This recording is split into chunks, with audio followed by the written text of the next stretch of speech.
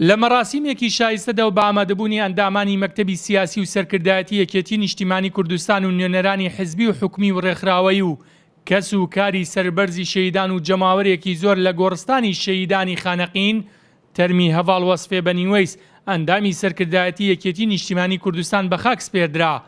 لەو مەراسیمەدا هەڤاڵ شێرکۆ میروەیس وێڕای پرسە و سەرخۆشی مەکتەبی سیاسی و ئەنجومەنی سەرکردایەتی یەکێتی خەبات و تێکۆشان و ماندوو نەبوونی ژنە پێشمەرگەی شاخ و سەرکردەی نەمر بەرز نرخاند. بۆ ڕێو ڕسمی ناشتنی یەکێک لە ئەسیارە گەشتەکانی تری شۆڕشی نوێ، یەکێک لەو هەڤاڵانەی کە لە ساتە وەختی پەیوەندی لە ساڵی 1975 گوێزانەوەی چەک و تەقەمەنی لەو گوندی قولەبەرزەوە بۆ هەڤاڵانی هەڵۆی سوور گەیاندنی نامەی جەنابی مام بۆ ئیمام خومەینی ئاڵ و گۆڕپێکردنی نامەی ڕێخستنەکان لەگەڵ سەرکردەکان ئەو کاتێک کە لە زیندان بوون 1970 تا چوونە دەرەوەی لە ساڵی 1985 تا ئەو ساتەوەختەش بەجێی هێشتین لێوان لێوە لە سەروەری، لێوان لێوە لە شەو نەخونی و خزمەتکردن بە گەلەکەی. هەڤاڵ وەسفێ بە کۆچی برینی کاک شازاد سایب و مامۆستا جەمال تایاری لە دەورانی شۆڕشا بیرخستینەوە. وەسفێ خان پێشی ئێمە لە کەسوکاری شەهیدان ڕۆشت. هەڤاڵە شیرینەکەی مام پێشی ئێمە لە مام ڕۆشت. بەداخین بەداخەوە مامۆستا وەسفێ کەرێنێکی گەورەی لە ڕیزەکانمانە بەجێهێشت. ئەمڕۆ مامۆستا وەسفێ لە مەزاری شەهیدان دراوسەیەکی نوێی شەهید ئەبوو عەلیە. مێژووی مامۆستا وەسفێ لێوان لێوە لە سەروەری هاوڕێ و هاوسەنگەرانی ڕۆژگاری سەختی و کەس و کاری سەربەرزی شەهیدان و هاوڵاتیانی گەرمیان و گەرمەسێر بۆ لە دەستدانی ئەم شاسوارەی خەبات و تێکۆشان خەمبار و ماتمگێڕن. دیارە کارەساتێکی دڵتەزێنێکی وەها جەرگ بڕبوو بۆ هەموو لایەکمان. بەڕاستی نازانین چۆن پێناسەیەک بۆ خات و وەسفێ بەنیوەیس بکەین.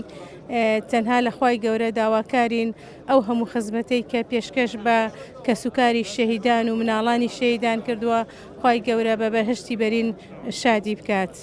بەداخ و پەژارەیەکی زۆرەوە شێرەژنێکمان لە دەستدا ئەمڕۆ، شێرەژنێکی پێشمەرگە و هەروەها سەرکردەیەکی یەکێتی نیشتیمانی کوردستان خات و وەسفێ خان کە زۆر بەداخەوە ئەوەش کلێنێکی زۆر گەورە دروست ئەکا لە ناو ڕیزەکانی ژنانی یەکێتی نیشتیمانی کوردستان و هەروەها لە سەرکردایەتی یەکێتی نیشتیمانی کوردستان. بەڕاستی وەسفێ خان کەسێکی تێکۆشەر، خێزانی کەسێکی تێکۆشەر لە بنەماڵەیەکی تێکۆشەر بوو لە هەر پلە و پۆستێکا بوو بێ خزمەتی زۆری کردووە، جێدەستی دیار بووە بە تایبەتی لەم دوایەدا خەمخۆری شەهیدان بەدایکی شەهیدان ناسراوە. بەم بۆ نێوە سەری ڕێز و نەوازدا ئەنوێن بۆ خات و وەسفێ خان و هەموو شەهیدانی ڕێگای ڕزگاری گەلەکەمان. بە ناوی بنەماڵەکەمانەوە سپاسی یەک بە یەکی ئەو هیلاک و ماندووبوونەتان دەکەم، لەسی ماندووبوونتان دەگوشم. ڕاستە لە دەستدانی دایک کارەساتێک هەرگیز ساڕێژ نابێ، بەڵام ئامادەبوونی ئێوە لێرەیە جۆرێکە لە سەبووری و دڵنەوایی بۆ ئێمە.